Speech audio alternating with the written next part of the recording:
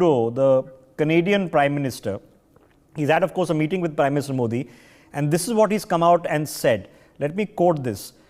Both the issues came up. Over the years with PM Modi, we've had many conversations on both those issues. Canada will always defend the freedom of expression, freedom of conscience, and freedom of peaceful protest, and it is extremely important to us. At the same time, we are always there to prevent violence and to push back against hatred. I think on the issue of the community, it is important to remember that actions of a few do not represent the entire community or Canada. The flip side of it, we have also highlighted the importance of respecting the rule of law, and we did talk about foreign interference. This is on the issue of Khalistan. So Justin Trudeau, let's listen in. Then I want to discuss what this fellow says. Over the years with Prime Minister Modi, we've had many conversations on both of those issues. Obviously, Canada will always defend freedom of expression, freedom of conscience, freedom of peaceful protest. That's something that's extremely important to us. At the same time as we're always there to prevent violence, to push back against hatred. I think on the issue of the community, it's important to remember that the actions of the few do not represent the entire community or Canada. The flip side of it, we also highlighted the importance of respecting the rule of law, and we did talk about foreign interference. Okay, so I'm going to now shed the diplomatics, because when something manifestly insane takes place in your face, there's no reason to be polite about it. Justin Trudeau has just shown you the finger when it comes to Khalistan.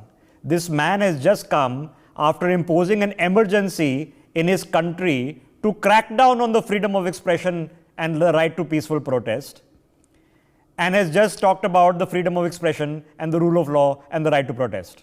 Okay? Now, the truth is, Mr. Trudeau, like any good Punjabi, I have family in Canada, and I promise you, the nonsense that you're talking is emanating from sheer hubris, a total disconnected view of the world where you think that we don't see what you're up to, we don't understand what you're up to, and you can continue behaving in a totally nonsensical fashion, talking nonsense. You imposed an emergency in your country. Your father imposed an emergency in your country. Your democratic credentials are under deep question. And if Khalistan is a problem, and if a Khalistan is to be created, it is more likely it is going to be created within the territorial boundaries of Canada. And let me add to that, we should become, or at least I will, become the biggest proponent of the independence of Quebec, which has been trying to secede from Canada for the longest period of time. And I have a big question on why the map of Canada should not be described as Canadian Occupied Quebec, COQ. Perhaps we should issue a map of the world as well. Complete nonsense. You come out and spoken once again. You could have taken it seriously. You should have taken it seriously, but you didn't. Patikrit, this man, last time he came for a bilateral to India, showed up with a Khalistani in his entourage. What is going on? I mean, after a point, it's totally insane. You can't say it's domestic politics. You can't say he doesn't get it. You can't say that the emergency in Canada didn't happen. You were beating up truckers in Canada. You were freezing their bank accounts. I mean, what is this guy talking? Which world is he living in? Rishabh, he's a perfect example of pseudo-liberal wokeism and how it is destroying a certain section of the West. He doesn't understand the difference between a peaceful protest and a civil unrest or an uncivil unrest with the placard of a terrorist who actually bombed a plane which killed a lot of Canadians. And he doesn't understand the difference between the two. No, has he forgotten what happened in Lockerbie? I mean, that's what I'm saying. And so, you know, when it comes to territorial integrity or sovereignty or respecting the sovereignty of a country, I don't understand where these guys lose the plot. Who has said that, you know, India is a country which has always, you know, thrived on the whole concept of democratic protest. We do not need to learn from Trudeau what that is. But the Khalistani issue that he has been propping up today, you are very right that tomorrow, see, there is no question, no chance, not an iota of possibility that a Khalistani would ever be created in Punjab or in India. We live here, okay? Yeah. We live here, we know this. But that's just the fact on the ground, okay? There is no Khalistani movement here in India except for the funding, and the funding isn't coming from Pakistan anymore, okay? Canada is the epicenter. But okay, so what do we do with this man? What's the point? No, what are we achieving here? See, problem, Rishabh, is that, let me tell you, I'm sorry, politically incorrect. Let me interject.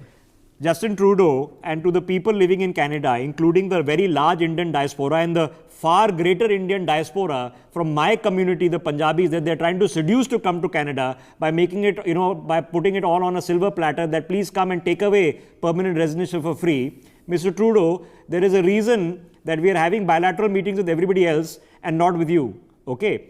There's a reason for it.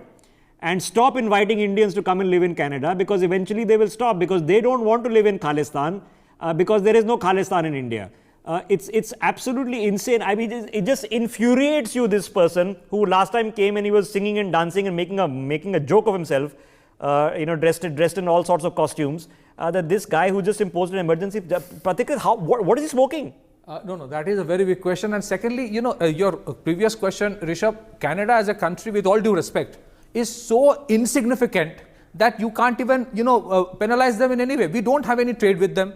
They are so distant. So only thing we can do is that I would rather very be happy, as you rightly mentioned about freedom of Quebec. We should actually, in the name of democratic protest, we should allow that. In the name of democratic discourse on future of how geopolitics should be played out, we should let do the Canadians wonder, is it okay then if there's a protest outside and somebody goes and rips down a flag of Canada from the top of the High Commission? I'm pretty sure the Canadian diplomats would find that deeply egregious. But who knows? I don't know how Justin Trudeau thinks, because him by his very definition, and now we know by his DNA, is a person who doesn't believe in democratic values. We all know what you've done, sir.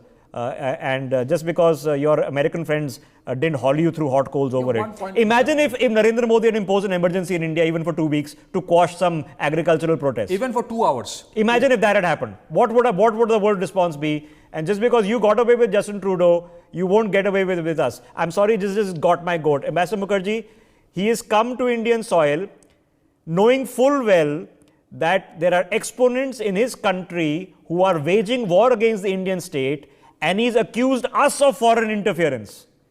But first of all, Rishabh, his wife has just divorced him. His popularity polls are very low.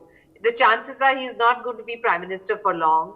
We should not raise our blood pressure about this insignificant man coming from this insignificant country, because if there will be a Khalistan, it will be in the little area called Surrey, close to where my sister lives in Vancouver, because even in Vancouver, the Indian diaspora don't agree with this little spot called Surrey, where all these so-called Khalistanis live. So he should just rot where he is.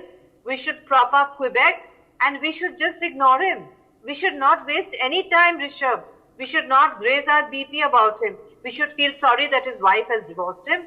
I was just when I was enjoying raising my BP about it, once in a while I should raise my BP. I know news, not noise, but sometimes you should get irritated enough. It's just too much. The hypocrisy of this man who has imposed a crackdown on his own citizens, who were truckers, okay, and imposed an emergency, froze their bank accounts, had them arrested, their streets cleaned, okay, to sit there and just think that we are all blind is laughable. I need to take a break. We'll let you absorb just